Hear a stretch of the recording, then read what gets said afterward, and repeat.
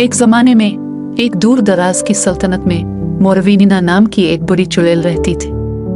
वो आधी रात के आसमान की तरह तारीक दिल के साथ अपनी शरारत के लिए दूर दूर तक मशहूर थी। इसका घर एक वीरान पहाड़ी पर टूटा फूटा कला था, जिसके चारों तरफ मुड़े हुए दरख्त थे जो हुआ के राजों को सरगोशी करते थे। मोरवीनिना कभी एक खूबसूरत जादूगरनी हुआ करती थी, लेकिन हसद ने इसे बोझ से भरी मखलूक में बदल दिया। गांव वालों की मोहब्बत और खुशी से हसद करते हुए उसने उनको बर्बाद करने के लिए जादू करने का फैसला किया।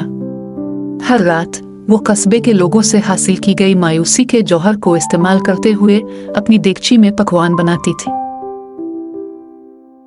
सर्दियों की एक सर्द रात मोरवीना ने अभी तक अपना सबसे ताकतवर जादू कास्ट किया। आसमान सिया हो गया और सिया बादल छा गए जब उसने बादशाही को अपनी लपेट में लेने के लिए एक तूफान को बुलाया। गरज चमकने लगी और बिजली ने महल को रोशन कर दिया, जिससे ये पहले से भी ज्यादा खतरनाक मालूम होने लगा। जैसे ही तूफान बरपा हुआ, माया नामी एक बहादुर नौजवान लड़की आगे बढ़ी। माया अपनी मेहरबानी और बहादुरी के लिए मशहूर थी। उसने अपने गांव के मसाइब का मुशाहिदा किया था और डाइन की लानत को तोड़ने की उम्मीद में मोरवीना का मुकाबला करने का फैसला किया था।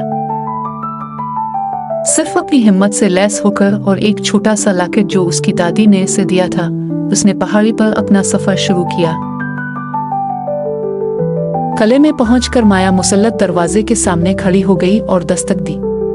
ये आवाज खाली हालों में गूंजी और कुछ ही लम्हों बाद दरवाजा खुला, जिससे मोरवीनिना का इंकिशाफ हुआ। इसकी आंखें बदनीयती से चमक रही थी। माया की बहादुरी पर चुड़ैल हंस पड़ी, लेकिन इसकी दिलेरी से मुतजस्सिस हो गई। माया बोली, मैं तुम्हारी लानत को खत्म करने और अपने गांव में रोशनी वापस लाने के लिए हाजिर हूँ। नाराज होने के बजाय मोरवीना ने एक चैलेंज पेश किया। अगर इलारा अपनी पहेली को हल कर सकती है तो जादू टूट जाएगा, अगर नहीं तो वो महल की कैदी रहेगी। पहेली कदीम और मुश्किल थी। इसने साए और रोशनी, इंतखाब और किस्मत की बात की। माया ने गौर से सुना। इसका दिमाग दौड़ रहा था। एक लम्हे के गौर और फिक्र के बाद उसने महसूस किया कि जवाब इसके अंदर मौजूद है। दिल हकीकी ताकत का सरचश्मा है।